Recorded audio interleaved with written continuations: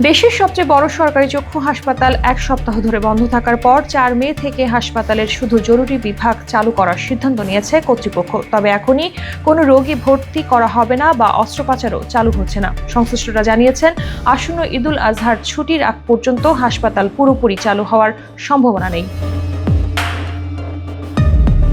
জাতীয় চক্ষু হাসপাতালের চিকিৎসক কর্মচারীর সঙ্গে জুলাই অভ্যুত্থানে আহত ব্যক্তিদের মধ্যে হয়। এরপর থেকে দেশের সবচেয়ে বড় সরকারি চোখের বিশেষায়িত এই প্রতিষ্ঠানটির সব ধরনের সেবা বন্ধ রয়েছে। নিরাপত্তাহীনতা ও পারস্পরিক অবিশ্বাসের কারণে চিকিৎসক ও কর্মচারীরা হাসপাতালে যাওয়া বন্ধ করে দেন। ৩ মে স্বাস্থ্য অধিদপ্তরের মহাপরিচালক ও স্বাস্থ্য মন্ত্রণালয় ও হাসপাতাল কর্তৃপক্ষ আহত ব্যক্তিদের সঙ্গে প্রায় ৩ ঘণ্টাব্যাপী আলোচনায় বসেন। বৈঠক শেষে সিদ্ধান্ত হয় ৪ মে হাসপাতালে জরুরি বিভাগ চালু করা হবে এবং ৪টি প্রতিষ্ঠানের চক্ষু বিশেষজ্ঞরা আহতদের চোখ পরীক্ষা করে চিকিৎসার উপযুক্ত ব্যবস্থা নেবেন।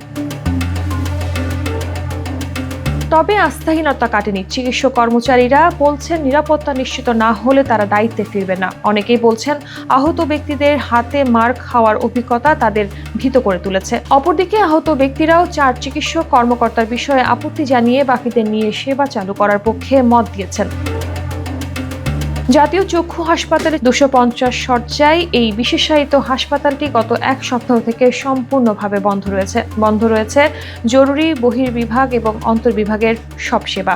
চিকিৎসক, নার্স, কর্মচারী কেউই হাসপাতালে যাচ্ছেন না। এতে প্রতিদিন ৩,০০০-এর বেশি রোগী সেবা থেকে বঞ্চিত হচ্ছেন। শুধু শিশুর সংখ্যায় প্রতিদিন প্রায় ৫০০।